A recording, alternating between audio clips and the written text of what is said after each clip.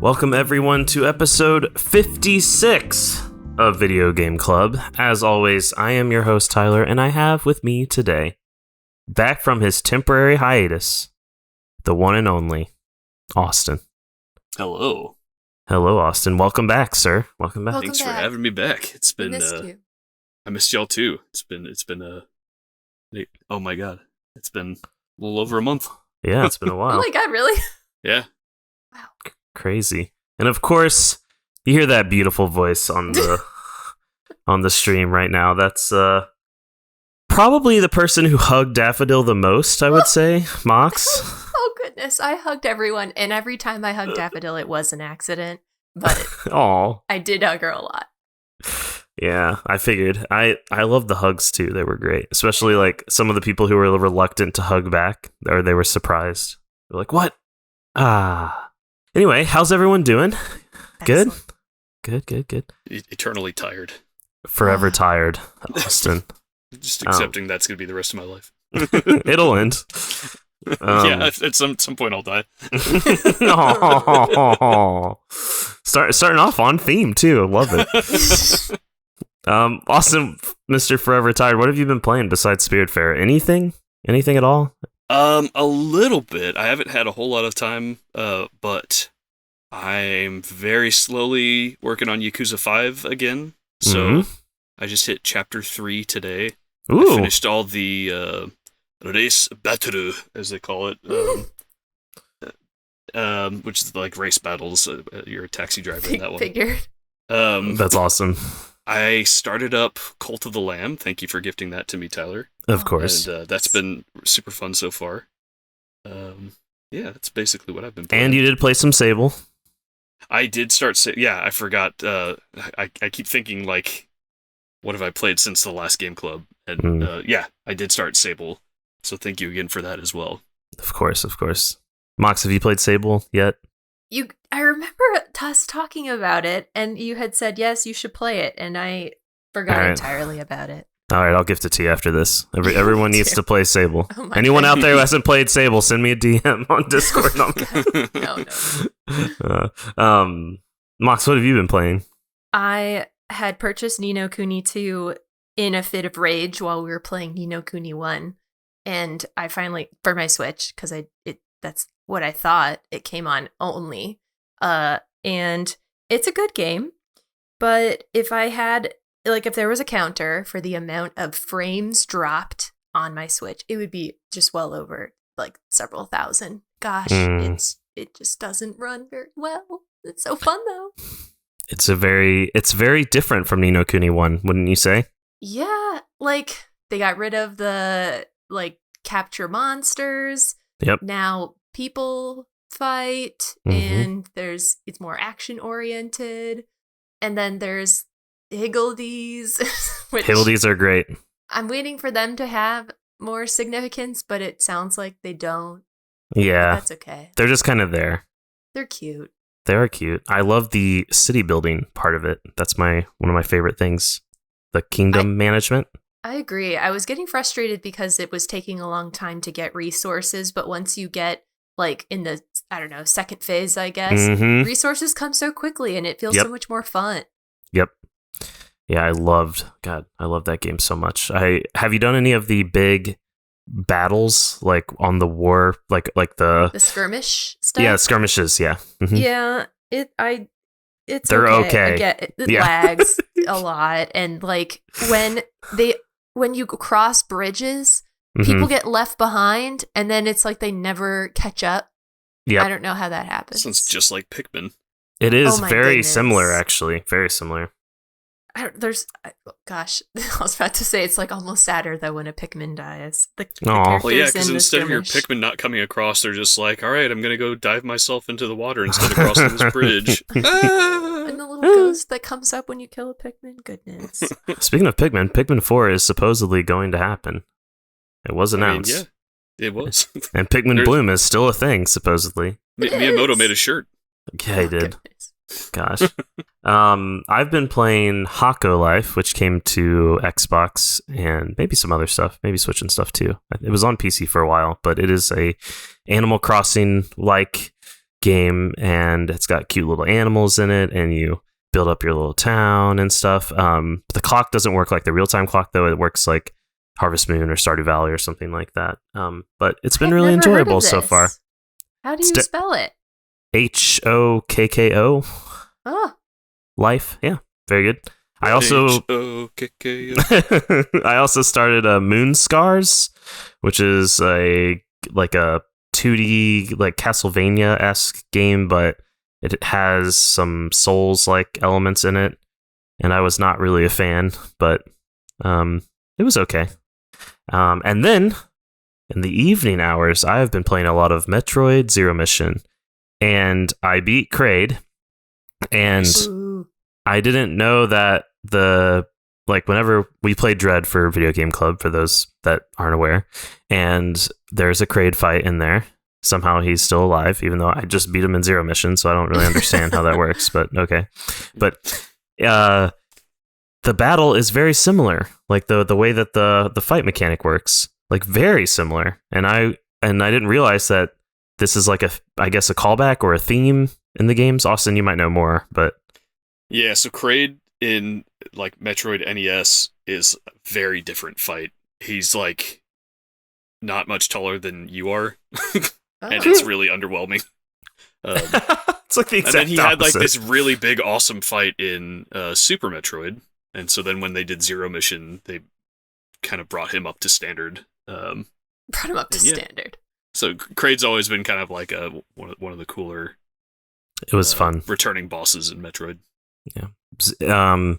I've heard several people play this, but if you're like, oh, I want to play Metroid and I want to like do it from the beginning, just play Zero Mission. Don't even play one. It's not. Don't touch NES Metroid. Yeah, I mean, do it if you want to be like, I want to play them all. But like, if you just want to like play them in sequence or whatever, yeah, do Zero Mission and then do the remake on either the not another Metroid 2 remake another Metroid 2 remake, or do the 3DS one. Yeah, don't play the Game Boy one. But Super Metroid holds up, so you got that to look forward to. Yeah.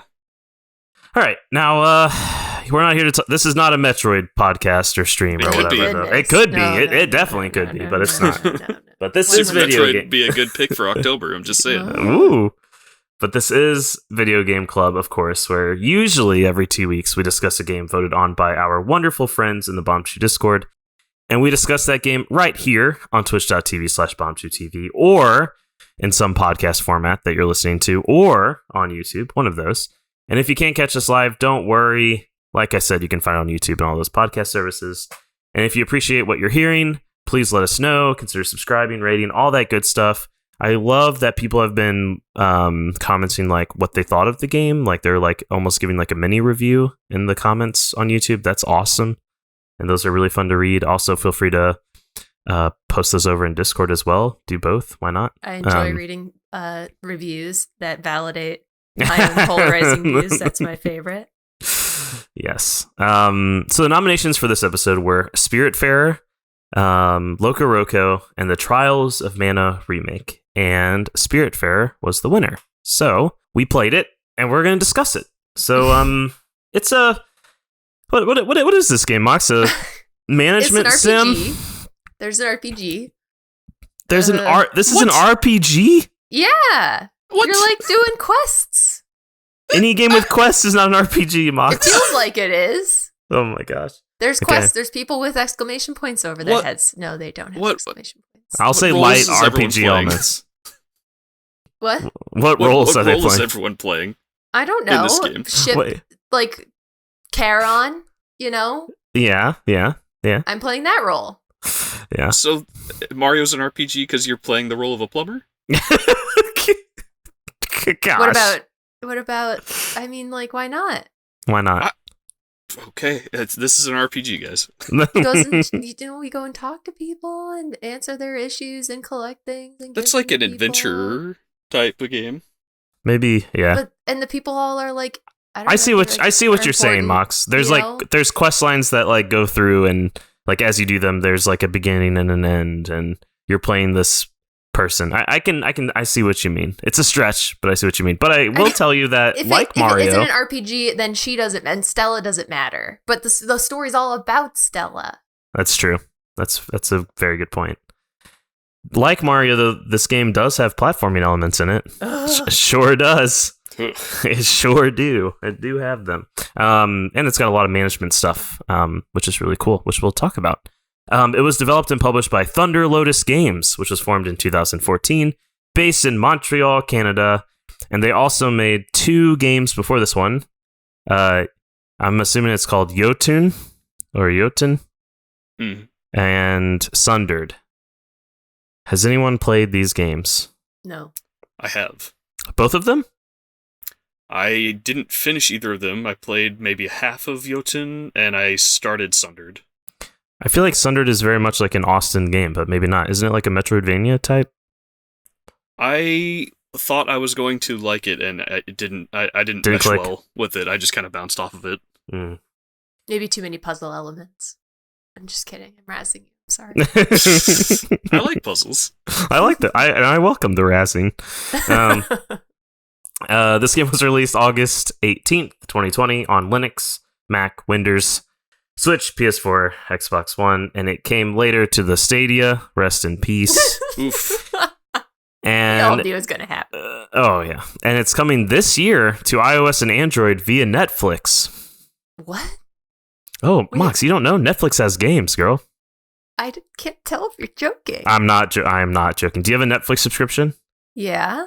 If you download the app, You got games, baby. you got games. Yeah, lots of games actually. And if you download the app on your phone, there's like a way to. I think there's a games tab or something, but it like links out depending on what phone you have, iOS or Android. It like links out to a game, and then you download it, and then like it uses like your Netflix credentials to validate that you have a license for that game, and then you can play it on your mobile device. I had no idea. Yeah, and they announced like what's that game? I think it's called Immortality. Are you guys aware of that game? It's the same people that did like Telling Lies and Her Story, the FMV game. No, okay. Well, that game is also coming to Netflix as well. I think I know what you're talking about. Yeah. Anyway, so 2020. This was the year that the Series X and S came out. The PS5 came out. Gosh, those have been out for 2 years. That's kind of crazy to think about. The Super Mario Game & Watch, the Quest 2, and the Atari VCS, which I don't even know if it's worth a mention, but here it is. We had New Horizons. That was lovely. And then we had Doom Eternal come out on the same day. Also great. Half-Life Alyx, Cyberpunk, which is seeing a huge like popularity boost now. I guess the Netflix anime show has really helped. Yep. I know lots of people are playing that game now. And one game I'm pretty sure, I have started a document to keep track, but I didn't fill it out all the way, but I'm pretty sure one game that we've played for Video Game Club already. Any guesses? And if you've already looked at the 2020, document, you said? you know, yeah. Oh. Gree. What? Gree? No. I also Gree. thought I also looked at Gree because I thought I think was Gree was like late 2019, right? Wow. Yeah. Jeez, I can't remember. It's a game about a boy who, we were just talking about it. It has a really bad fighting mechanic. Kuni? If you're asking me, no. I want to play it again. Remember, I was like, I really want to play this. Oh, Omori. Oh, Omori, yeah. Nice. Yeah. So Spiritfarer, it got 8s and 9s. People really liked that. They really liked the story. They liked the charming characters. They thought the writing was really well done. A lot of people described it as like an Animal Crossing plus platformer, which not every game's an Animal Crossing like. I know. Yeah. No, it's not at all. Sorry. I hate the marketing that's like, it's like this game that's really good. This game that's really good. Yeah. Had a baby. Yeah. And it has like one aspect of those two games. Dude, go and off, it's Queen. Not anything Go off. really like them at all. Yep. Like, Oh my god, that drives me nuts. yeah. I at least need like an Animal Crossing vibe before I can say, yeah, maybe I can think of Animal Crossing. There was no Animal Crossing vibe. Yeah, no. Have you guys played Lovers in a Dangerous Space-Time? Oh, yeah. Yes. I love that game. So that was, I saw an article that was like, It's Super Mario Brothers and FTL had a baby. No. It has the It's vibe nothing of like neither either of of those games. Yes. No. That game is amazing. I could wish we see play that see game. It's someone great, say but like just, like- Overcooked and something, maybe, or I don't know. Yeah. I could get with that, yeah. Yeah. Certainly not. Gotta save all them bunnies. If you haven't played Lovers in a Dangerous Space Time, go play that game. Oh gosh, it's just so aggressively cute. Get some friends, though. It makes the game a lot more enjoyable. You can play it alone, though. You can. Some things people didn't like about this game, about Spiritfarer, not Lovers in a Dangerous Space Time. That game got 10s, No. baby. But some things people didn't like about Spiritfarer was that it had a lot of backtracking. It was quite repetitive towards the end, and that there was some purposeful vagueness about Afterlife. Like it didn't like take a risk or make a decision on Afterlife. It was purposely vague, which I saw that as a pro personally. Afterlife is totally up for interpretation. Well, there's a lot of vagueness in this game that we can get to. True. It sold over 1 million copies though as of December 2021, so that's great. So moving on to the gameplay, we already kind of touched a little bit on this, but you play as Stella, who just took over the work of Charon. Is that how you say it, Mox? Our resident mythology expert? Yeah. For the afterlife. Your job is to make sure you escort spirits to the Everdoor. The world consists of an open ocean with several islands and events, and it's separated into 3 regions, which share significance with the story, which we'll talk about later. But they're like, one's like an icy, cold northern area, one's like very industrial, and the other one's like Japan inspired, would you say? Well, see, I would say there's like 4 areas then. Oh, really? I Maybe must have even missed 5. one. Well, There's like 3 biomes, I guess, that are outside of like the main ocean, but the main ocean is kind of like 2 or 3 areas of its own. because like Furugawa If you're getting has into its like own. the Yeah. Wait, which one? Furugawa? Furugawa had its own like kind of theme and Oh, islands. yeah. That's And then fair. like the main islands that you start around, and then the up north like Scandinavian ones, and then the down south kind of, I don't know, spooky ones, and then the spooky. there's like an industrial, but then there's also like a, I don't know, just like a very city, like downtowny, and then there's the kind of nature, however many that was. Oh yeah, the ones with the trees and stuff, right? Yes. And all the elevation that you had to climb. I got tired of that. Yeah. You're the main place where you spend most of your time though is a big ship. It's like your hub where you build houses for the spirits and you build buildings for gathering resources and processing resources. You can fish from your ship. There's a garden, an orchard, a tailor, a smelter, a smithy. You can crush stuff. There's a cellar, cows, sheep, a bunch of different stuff. Chickens. Yeah. Oh yeah. I forgot about the chickens. Bees. Yeah. Bee. Yeah. Bees. I never got bees. Yes, because you didn't get that one character. Oh. There's several quests that present themselves over time to like some of them. I was reading, like I ran into this where I'm curious if you guys did, where at some point I was like waiting for something to trigger, and I would, and when I would have to go like, oh, let me just go get some cargo really quickly, or do like the quests are separated into like people requests, and then there's like upgrades for your ship, and then there's this one tab that's just called shenanigans. Yeah. And I would do like a shenanigan, and then all of a sudden, oh, now I can talk to you about something.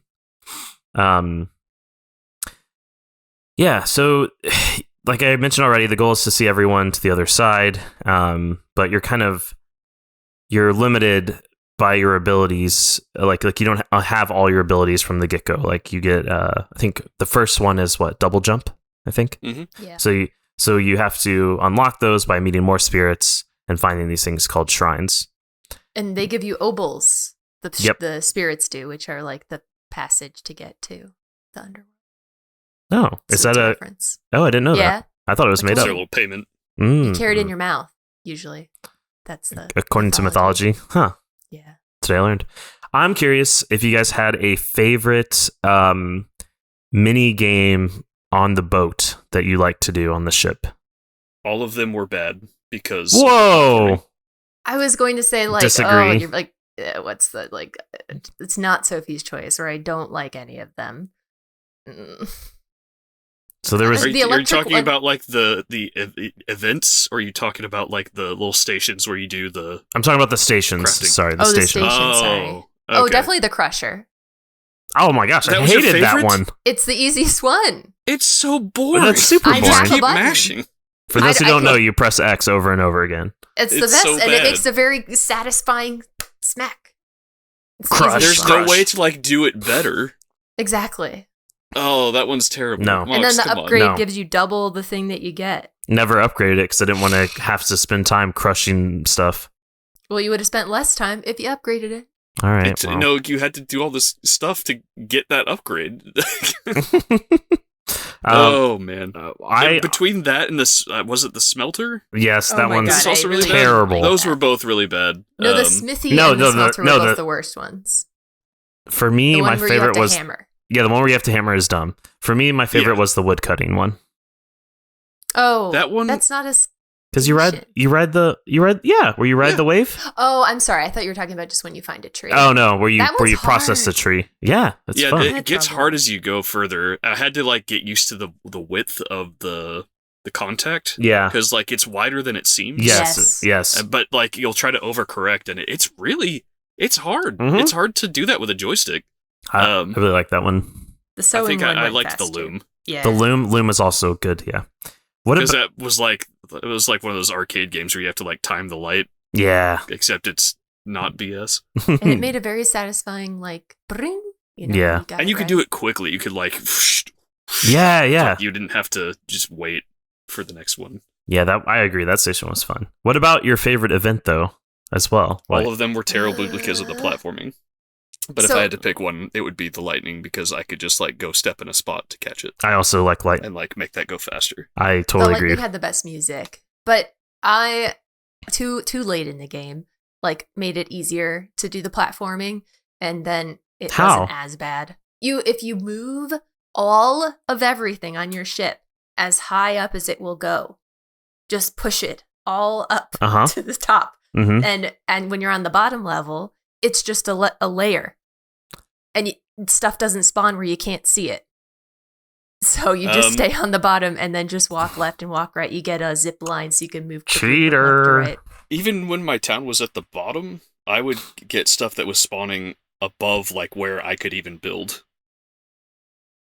I'll tell you, Don't know how that happened. even if if we make an assumption that the platforming was good, which it wasn't, but No, it wasn't. if we make an assumption that it was done really well, I think the one where you fight the orcs was stupid because they would give you multiple purple ones, and you had the cooldown. yeah, The cooldown was so long. it was And you would use it right as one was going away, Terrible. and you'd be like, now you can't get this one or the next one that spawns. absolutely awful, absolutely And- awful.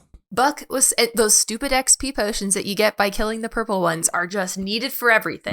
Mm-hmm. And even the character whose event that is, it says when he's super happy, he'll give you XP potion. Never happened. I gave him so many pizzas. Yeah, I didn't care. Was he ecstatic? Yes. Oh my gosh, Permanently. I'm gonna. It was all the pizzas, and he never gave me an XP potion. All right, let's talk about them visuals. Was this game pretty, Mox? Yeah. What did you play it on? Steam Deck. Steam Deck. Okay. Austin, you played on Steam Deck as well. I played on Steam Deck as well. Nice. Initially, I did not like the art style. Mm-hmm. It grew on me. Mm-hmm. It was not my favorite, but it I hit a point where it was like, okay, this is fine. It looks very like painted. Like that's I don't know why I get like this like hand painted feeling from it. But I thought I really liked the art style. Actually, I thought it was really pretty. I liked that there was a lot of bright colors, despite the theme of the game. Yeah. I thought it was kind of nice. I know, Austin, you mentioned you didn't really listen to the music, right? Was there anything in particular that made you turn it off, the audio? So I was taking care of a baby, Right. and I was playing on Steam Deck on my couch, usually while he was sleeping on my Mm. chest. so I didn't want to wake him up. No. Every once in a while, a moment would come where it was like, it seems like there's going to be significant music here, and I would like wait until I had a private moment, usually in the bathroom, and I would turn the music up and listen, and I would go, that's fine. It's not really like sticking out to me. For some reason, I'm just picturing you turning on the music when you do the fast travel or something like that. I did turn on the music for that because the seal specifically is like, oh, what? You want me to turn the music off? I was like, well, I gotta hear this. But yeah, there was like the few times I turned it on, it was never like something that I was like, oh, I want to hear more of this. So I would just kind of turn it back off. Yeah, Mox, were you a big fan of the music? It was okay. There were tracks that I liked, and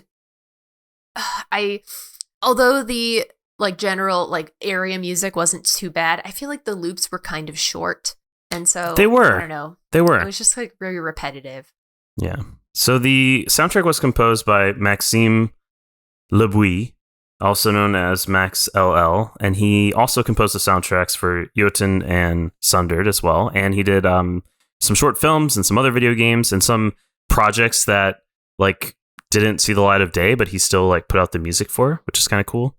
But I thought I personally bought the soundtrack on vinyl as soon as I could because I really like the simpleness of it, and I like the mood of it, especially like a lot of the characters' themes. Yeah, I just really like so. It had like don't get mad at me for saying it had like a Banjo-Kazooie thing for me like that. Really, where each character had their own theme that was unique, and then the areas had very unique themes. It's like I don't know. Grant Kirkhope is a very broad like spectrum of things he could compose. It sounds like this guy has the same. For me, I thought some of the songs were very like light and simple, and it reminded me a lot of Breath of the Wild, actually. A lot of the like little piano parts. All right, we've already talked about it. We've mentioned it a few times, but Mox, I want to start with you on controls and interface, specifically. How is that jumping? So you like for a game that relies pretty heavily on platforming, like extremely. This game is a platformer, whatever stupid label it has. That's like the first thing, and oh my gosh, it doesn't do it well. I'm not a programmer, sorry, I don't know anything about this, but I can't imagine that when I press down and jump, that I'd want to do anything aside from go down a platform. But more often than not, I would either hug my cat or jump. It's like, there's or grab a ladder. Everything. There's ladders on everything. Like every platform has a ladder, and the ladder's usually in the spot where you want to go down. Mm-hmm. And so if you're on a ladder, when you press jump, you always go up, no matter what you're pushing. Like, if you push down, you start climbing down the ladder, and then you push A, and then you jump up, and you're back on the platform. If you're on the ladder or on the platform, if you push down, you should just fast fall. I know. Like, yep. Oh my god, it drove me bananas. It had an aggressive like ledge grabbing, like yes, but then when you actually wanted to grab a ledge, that was just a not grabbable ledge. Oh my gosh! They would put something in the foreground that would be like, you can't drop off or grab onto this from below. And some of like why? And some of the platforming was so tight, like you had to. You eventually get this like power where you can like boost yourself in some direction, and you have to use that with double jump and with some other stuff that you get. And I feel like you would have to, how like you would be going to a platform and you have to press up to like climb onto the ledge or whatever. Mm-hmm. I feel like that timing window was so small, and I missed several platforms because of that. It was very frustrating. You get like a bouncy things ability. Mm-hmm. But oh my gosh. Yep. I know. No, go ahead. There's several parts where you can kind of cheat and use a bouncy thing that has a platform that you would otherwise land on in the middle. And so like I got really good at holding down and like the bounce button at the same time as I pass through a platform, but then pressing the bounce button on the right frame I need to before, so I don't lose my, bounce momentum. Yeah. But oh my gosh, that took so long, and I just wanted to get somewhere, and it was so tough to get there. Yeah, it's like they purposely added some difficult platforming sections, but the game is like not Like, that's not where the game shines to me. Like, it just seems I odd. had a point where I dreaded going to new islands Same. because I knew I was going to have to platform and that it was going to be like more windy and weird spots to explore than the previous one. And I didn't want to. I wasn't having fun with that. Especially for me, Austin, it was the islands with the big trees and the wind and stuff, the foresty ones. When I started going there, I was like, I don't want to be here. With like the caves that were in there? Yeah, and stuff like that. Yeah. For me, I know what you're talking about. Specifically the one that had like tons of wind tunnels. Yes. Yeah. Yes. And like the zip lining, it seemed real simple, but then it didn't. You didn't stick to things that well. Like, it was so easy to fall out of the zip line. Yeah. Even though that's like, if I'm on it, I want to be on it. Just leave me on it. Mm-hmm. The only issue I had with the interface was whenever you were making upgrades to your ship and you were trying to like improve buildings and stuff, you had to always go back to that like little drafting table. You couldn't see that in a menu. And some of the names, especially towards the end, are very similar, like a crystal sheet or a clear sheet. I know. And I was like, So do I need crystal or clear? I don't know. You can track those. Oh, you can? There's a button you can do to track them, and then it'll go in like I think it goes in your upgrades menu. Oh, dang it. Okay, well, that's on And then me. you can see it from That's anywhere, on me, then. but like still. I didn't. That interface needed a rework because you couldn't easily just be like, all right, I want to upgrade this person's building. I don't know where that is. I've got 100 buildings here. Especially towards the end. Where is it? Mhm. And where's my cursor? And like, give me a good interface so I can be like, all right, And all these are already upgraded fully. I don't need to check any of them, right? Your ship gets bigger, and so over time you're scrolling forever, like from left to right or right to left. It's bad. Yeah, that could definitely have been improved. Did you run into something similar, Mox? Like, I made the wrong. I would try and keep them in my mind, try and like do 2 upgrades. I mean, I had so many materials by the end, but then you're right, all those things and the stupid sheets for the smithy took so much time to make, and I didn't know. Do you do the hammer fast? Do you do it slowly? Yeah. It doesn't make sense. I never learned what the right way was. I did not figure out how that was supposed to work. All they told you was, if the hammer's red, you should probably like ease off for a little bit. It was like, okay, should I do like a huge swing? Turns it red, or should I do like a bunch of little light swing? Like, I don't know. I couldn't. They didn't teach that one very well. No, they did not. That was kind of the theme too. Like, I don't know. Some of a lot of the events were like, okay, I get it. I understand what I'm doing. But some of them, they gave a very vague or no explanation at all. Like, I'm thinking of Giovanni's like shooting star thing. He's like, things are coming at ya. Yep. And I'm like, okay, do I avoid them? It's like, oh no, you're trying to hit them. I thought the exact same thing, Mox. That's funny. Okay, let's talk about performance. I played on Xbox, and I had a few bugs, actually, quite a handful. Wow. So Daffodil would not help me cut down trees. Wait, like she didn't come ever? She did sometimes, but sometimes she decided, nah, I'm just not going to go over there and help you cut down that tree. And that was very frustrating. Sometimes I had that problem on the turtles. Like if I had planted a tree on one of the turtles, she would take forever to come help me get on the tree. She will like pop into like in a bubble and then float her way over. Didn't you guys have that happen? Nope. No, she would get into the water and glide over, and but freak she took out. her time doing it to pathfind. Yep, that's what I ran into as well. Also, some of the spirits would not talk to me at all for sometimes, even though like it wasn't part of their story. I just couldn't talk to them. It was like the talk button was grayed out. Wait, were you near the Everdoor? No, I wasn't. Okay. But I did learn fast that the Everdoor, you can't do anything on your ship. I learned that quickly. Oh my god, it took me so long to realize that. I was so frustrated. I was Googling it. And one time, the merchant, the traveling merchant was there, and I just needed to pick some potatoes to do an errand. Couldn't do it because I was at the Everdoor, and that was very frustrating. But that's not that's more of like a gameplay frustrating mechanic, not a bug. But the other bug that I ran into was that. So I was doing a little of achievement hunting when I was playing this game, and one of the achievements is that each character reaches the what's it called? The ecstatic, yeah, the ecstatic mood at least once. But and you have to do all of them, and there's one that we'll talk about in the story section. But it wouldn't go all the way up but it still counted for the achievement. And I looked it up, and they were just like, yeah, sometimes it just doesn't go all the way up. It's just a bug. Was it Elena? No, she was Elena? she was really easy because they made an update to the game that made hers like pretty easy to do. Oh, good. But it was the bat character. Daria? That was one, and then there was another one that the bird Gustav and him as well. Yeah. Frame rate was very good though, but besides that, I ran into a lot of, and I had to, in order to alleviate some of these bugs, I would have to quit out of the game and relaunch it, and that was very frustrating. Also, some of the achievements don't have trackers. That's just like a nitpick, but I hate when that happens.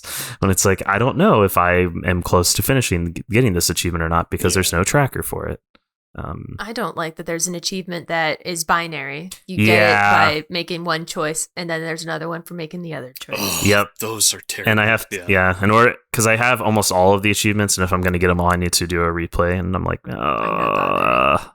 The sheep are why I'm not doing it. Oh, I got the sheep easy. Oh my god, the sheep, you can't leave. They just stay. Love them. God. Sheared so many sheep. Build me an enclosure, or I'm going to eat your crops. They eat them anyway. Did anybody have any performance issues on the Steam Deck? Or did it do really well for this one? Mox? It was good. Yeah? No issues. I only had 2 bugs, and one of them was not game related. One time, the reflection in the water got like kind of garbled. It was weird. Like at the Everdor? No, it was just like while I was sailing at one point. It cleared itself up after about a minute. Yeah, it's an effect that I've seen go wrong like on my PC and other games. So I don't know what happened. I don't know if that was Steam Deck specific or if that was just something in the game. But there was one other time I had been playing and making progress for a while, and then my Steam Deck just restarted itself. No. It just showed the Valve logo, and I was like, and then it rebooted. I don't know what happened. I've had that happen like once or twice ever in a couple of other games, and it sucks. And I lost like half an hour of progress. And I was not happy about that. To be fair, that sounds like that's the Deck's problem and not the game's problem. I think we're both on beta branches, right? Yes, that's true. I am on a beta branch. I'm not. I'm not saying that's an excuse, but it could be part of it. It's possible. Okay. But yeah, other than that, like it performed super well. And it was I played from start to finish on deck, which was great. Nice. All right, now let's talk about that story. We're not going to completely hash it out, but we are going to talk about how we liked it, and we want to be able to talk about it as much as we want, go into as much detail as we want. So I'm going to throw that spoilers tag on.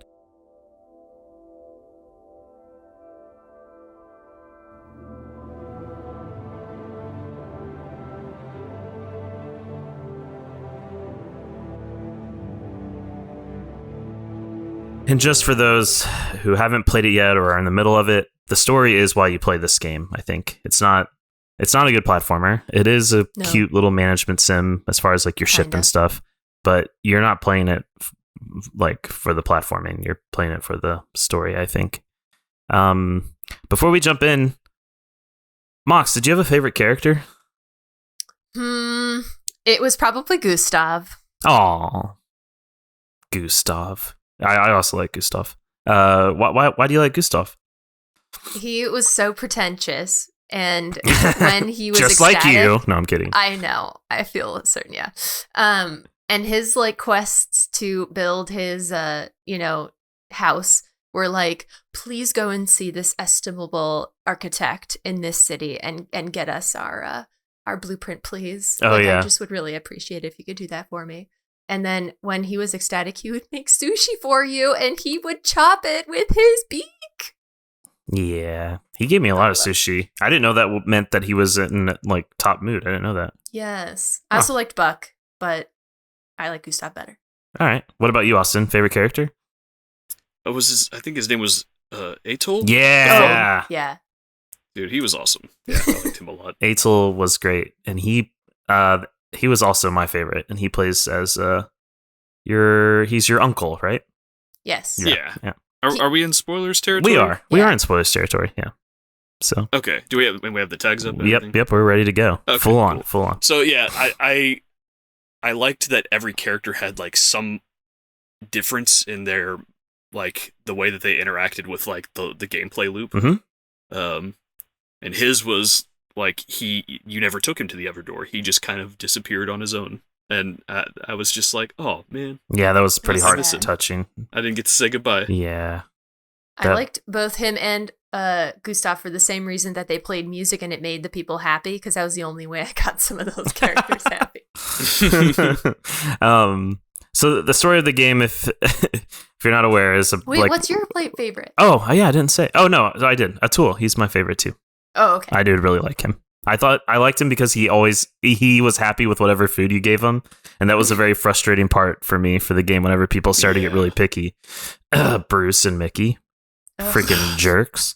Those are my least favorite characters. If you Well, especially because whenever you talk to Bruce and Mickey, most of the time he's facing away from you, and you have to wait for him to get turned over to you. Oh my god! Pull his ear. And if he's flying anywhere, like you can't talk to him until he lands. It takes forever. 'Cause he's a big boy. That hummingbird's working hard. Go ahead, Mox.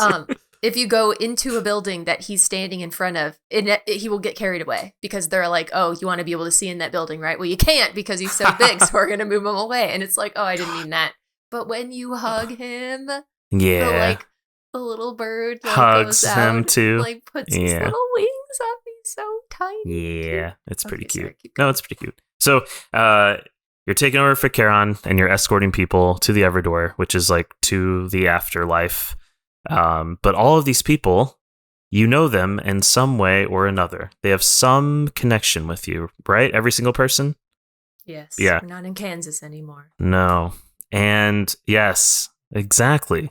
I didn't even make that connection, Mox. You're absolutely right. Very big Wizard of Oz connection. Except Dorothea, well, anyway. So you send them off and it's very emotional, and what happens is that, well, they're all very different. They have different stories, which you guys have already said, different backgrounds, stuff like that. And they interacted with Stella or were in her life at different moments in her life.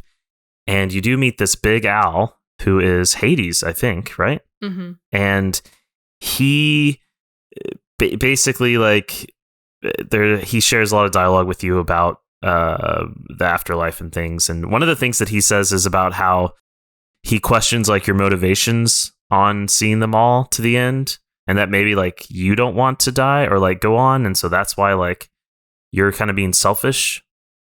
I don't know. It was an interesting take. Go ahead.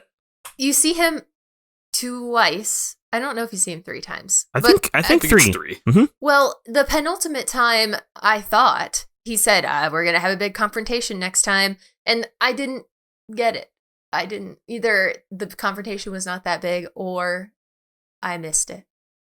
I think so I was he kind of doesn't really have a confrontation. The last time he sees you, he's just like, "Hey, yeah, you're dying. did good. You're dying. Yeah, and you're coming with me. Yeah." But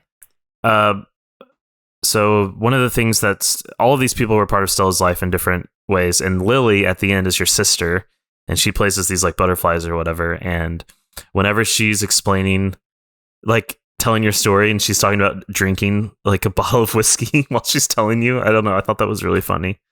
Were there any of like, are we talking about the story? No, just like what we liked and stuff. Oh, yeah.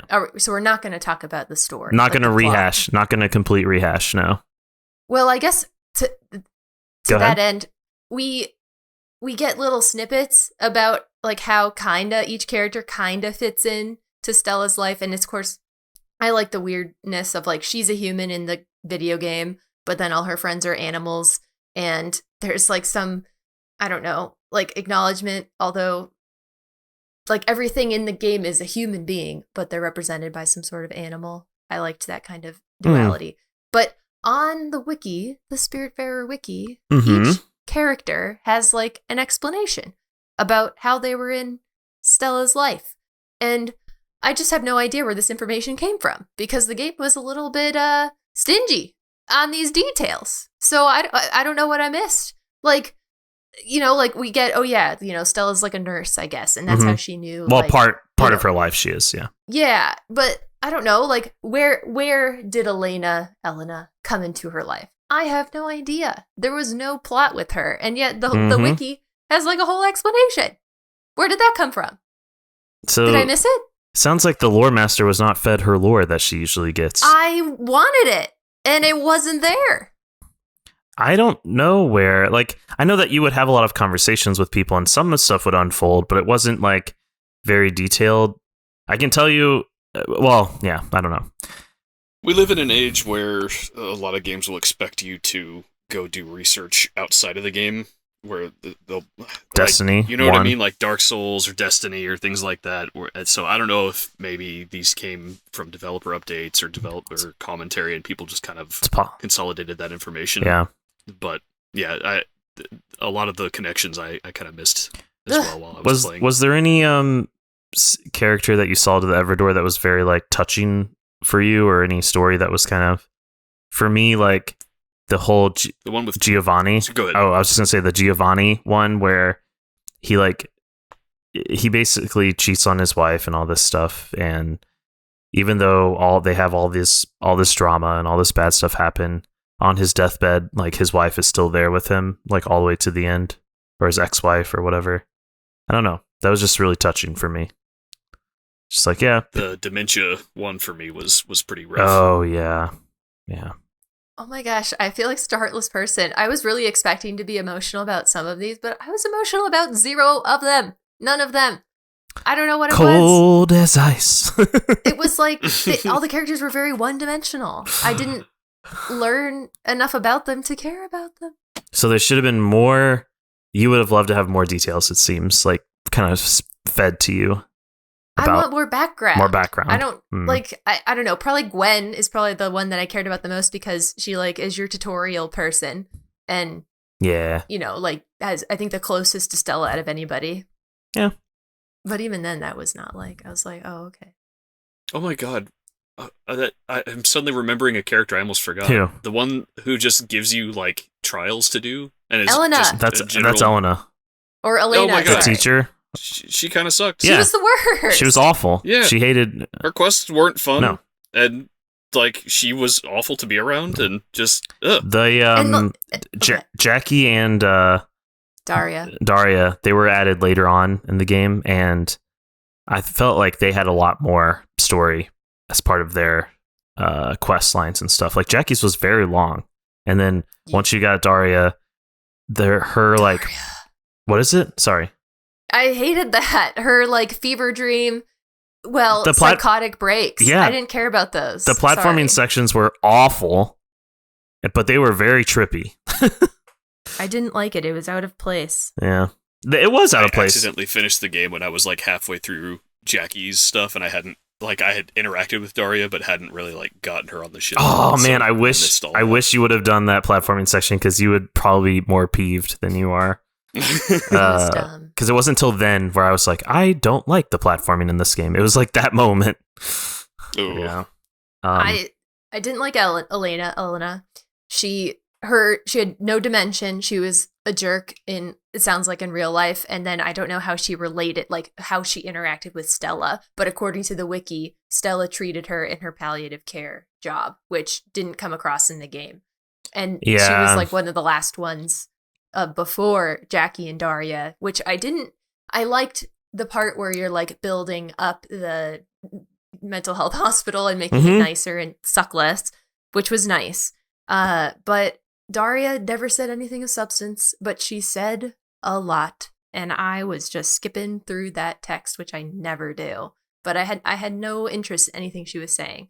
And yeah, that's very out of character for you. Yeah. There wasn't substance. It was just like poetry. Just they let the resident poet at Thunder Lotus have at it, and I just didn't have it. Jeez. I definitely hit a point like towards the later half of the game where it was just like people were saying a lot, and it was not really helping me or getting me anywhere, and I wasn't like getting much out of it. So I started to skim, And then I just started to spam, where it was just like, yeah, okay, yeah, okay. Mox, I don't know, I don't know if you have the wiki open right now or anything, but Yeah. what is the Bruce and Mickey like connection? Exactly.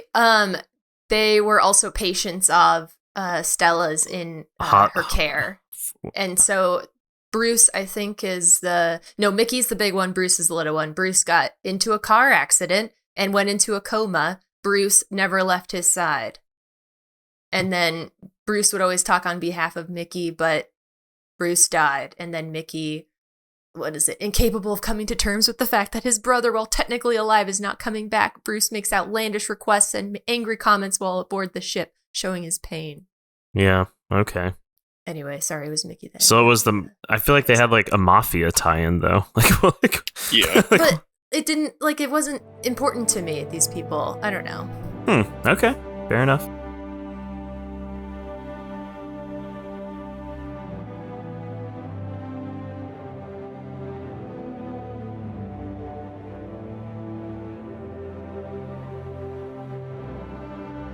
All right, Mox, sum it all together and put a little bow on your take for this game. Let's hear it. I initially enjoyed the game a lot, and overall I enjoyed the game. I liked the different elements. It was like the gameplay loop was a bit convoluted. It wasn't like the same things over and over. It was, I mean, if you want to boil it down, it's like, yeah, get spirit, answer requests, go to island, finish requests, go to Everdor. But each one had a lot of variety in it. By like the 9th one, though, I was kind of like, I don't know. Then is when one of these characters came up who only had like, go and do this time trial, which took me out of the game immediately. Whereas all the other characters were very much like, oh, let's like relive this experience from when we were together. She was just like, hey, you're going to go and do this event in this game, and you need to press A, and it's going to be speedy, and I'm going to time you. And it's like, okay, video game, not, story. Anyway, so I like fell flat, which was really sad because it had a lot of momentum building up towards like, I don't know, 2/3 into the game. But the last 1/3, I kind of did what Austin just said, which was just like, there was like so much text going on and it wasn't rewarding. And I didn't care that much about the characters. My favorite characters I'd already ferried off. I was like, okay, I just got to get through this, which is sad because it was so good the rest of the game. So, and like there definitely comes a point where you accumulated enough resources as well as like things on your ship that it doesn't, there's no challenge anymore. So, I don't know, I'd give it probably a 7 because up until that point, I really enjoyed it. But then after a certain point, I was like, okay, I guess I better finish this. Yeah. And there was a lot of time, or like I noticed like a lot of time where I was on my ship and I could just like, yeah, I have a ton of resources and I need to make a bunch of upgrades. So I guess I'm just going to be on my ship in the middle of the ocean for a while, Yeah. Because there wasn't a need to go anywhere for like 30 minutes to an hour. It wasn't smooth. Yeah. Okay. Austin? So I think this was a fun game to play, not a fun game to finish. Mm-hmm. Like you said, Mox, a lot. I vibed with a lot of the characters that were more like early on. The like later on I got, the less I liked the characters who were on my ship, and the more the gameplay loop kind of started to grind on me. Do you think it was? Sorry, Austin. Sorry, go ahead. Do you think if the game was shorter, that fatigue wouldn't have been there? Maybe, like, because it is maybe. Quite a long game. It is. Yeah, it's like 30 hour, it's like a 25, 30 hour game. And it doesn't really need to be that long. I think, yeah, you could have shaved like maybe 5 or 10 hours off of this, and I think that would have been an improvement. Yeah. It's enjoyable going to new biomes to finally get like that new type of log that you need, or because like they'll introduce an upgrade really early on. It's like it's just out of reach. There's one thing that you're missing that you need for it, and it's like, I gotta find that. And you'll go to all these places and you'll keep progressing other things, but like you keep waiting, like, when am I going to find the pine log? Yeah. And when you finally find it, it's just like, yes, I have it. I got to make sure I don't run out of these. Gather them all, and then you have like enough forever. Yeah. Well, sometimes I would find like one tree for like my new one, and it'd be like, I can't run out of this. I gotta start farming on turtles. And, I wish that some of the upgrades were more substantial, or like that you could have gotten them earlier on, like especially for the station upgrades. Yeah. I can't remember if it was the smelter or the smithy, which is the one that you use the hammer on. The smithy. Smithy. Like the upgrade for the smithy, by design, you can't get it until so late that you really don't need it anymore. Ugh, but that was like, stab me in the heart. Mm. Ugh. Yeah, and it's like that was the one I wanted the upgrade for the most because it was such a pain in the butt to do that minigame.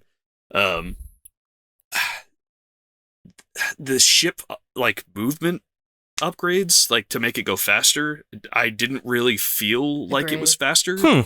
Even when I had the max upgrade, like I would navigate somewhere that wasn't that far, and I'd be like, "This is kind of taking forever." It still slowed down around like things that you pass by in the water, which took up time, and it didn't make it go. Anyway, sorry, keep going. I was glad that you could avoid the like do safe mode and just avoid the like hazards that you didn't need to interact with anymore. That was nice. The fast travel was just annoying enough to use that when I wanted to go somewhere, it was like, okay, I got to navigate here, talk to the seal, figure out the other place I want to teleport to, then navigate from there, go to the spot I actually want to go to, and then I have to do that all again to come back to this place to turn in the quest. And it was just like, man, that let me fast travel to a point and sail from there, right? Like, why do I need to manually travel to a point to fast travel to another point to manually travel to another point? Like that was kind of frustrating. Was I the only one that would set a path that was endlessly long and just walk away from my Steam Deck and do something else? And then, I did that a couple of times. Never did that. Just because I was like, I don't want to deal with the tedium of this. I'm just going to set this down and do something else while it just goes for me. The platforming is really not good, and it should like that should be an easy fix. Like maybe there's something that they did fundamentally wrong that keeps them from being able to do that. But where was the just QA? From like I'm sure they had QA on this game. Yeah, but it's a small studio, so you know. But it is their third game as well, so yeah. So that should it should be such an easy fix. It should be, but I don't know. Yeah.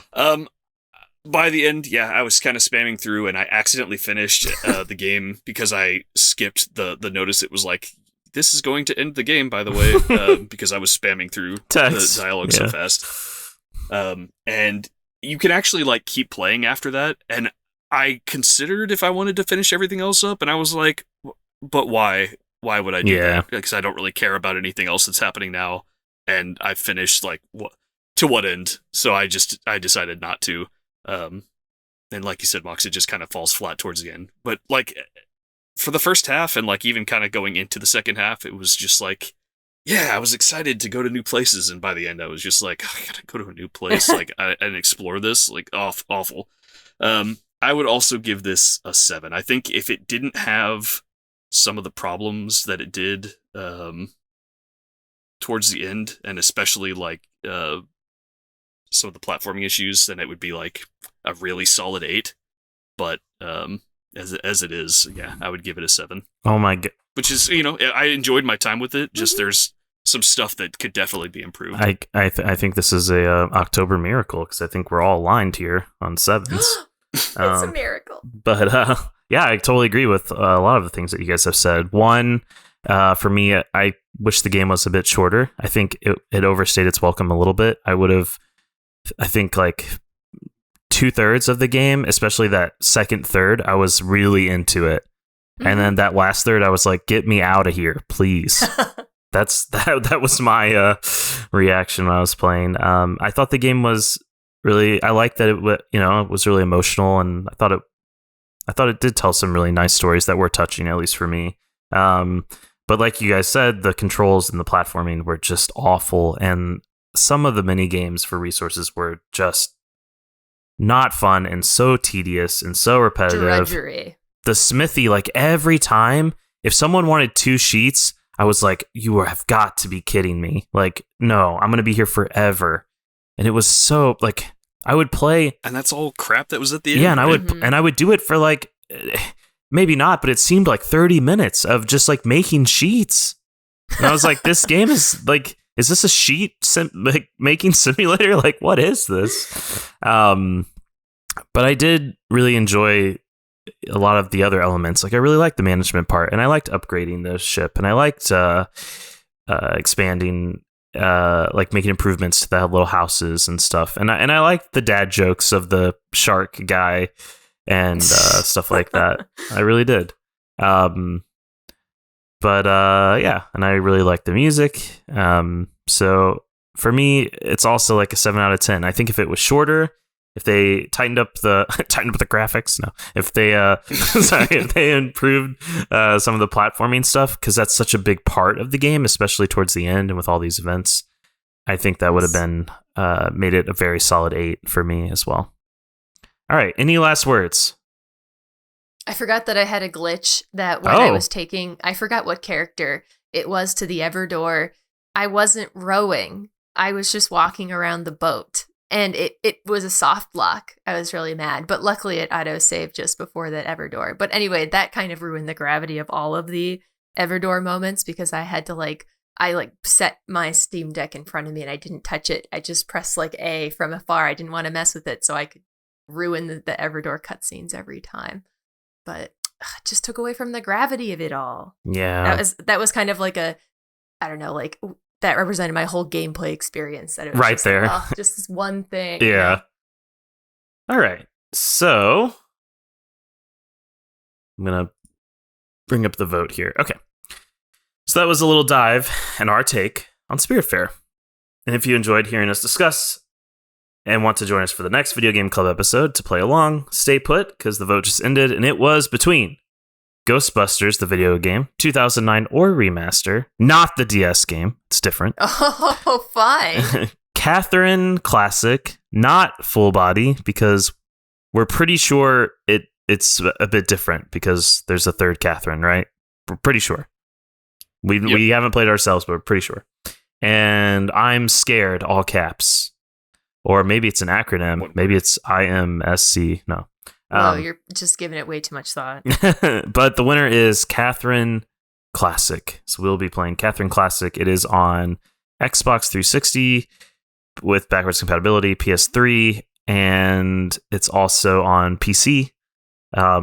If you can't get any of those versions and you play full body, which I think is on Switch and PS4, I don't know. Let us know in the comments how different it is, because I'm curious. After we've played it, of course. Don't comment on this video. Don't. But the next one. All right. Thank you, everyone, for joining us. Again, just as a reminder, usually you can catch us here on twitch.tv every 2 weeks at 2 Eastern, with the next stream being on October 16th, unless something happens unexpectedly. And if you can't make the live session, don't worry. You can find it on YouTube, all major podcast services. Yeah. And we will see you on October 16th to talk about Catherine Classic. Austin, thank you so much for returning from your hiatus and joining us, making time in your super busy sleep schedule, Mr. Forever Tired. Thank you so much for joining us. Yes, thank you. Thanks for having me, guys. Of course.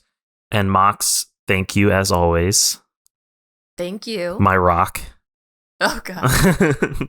I'm Tyler, and this was Video Game Club, episode 56, Spiritfarer. And we're out.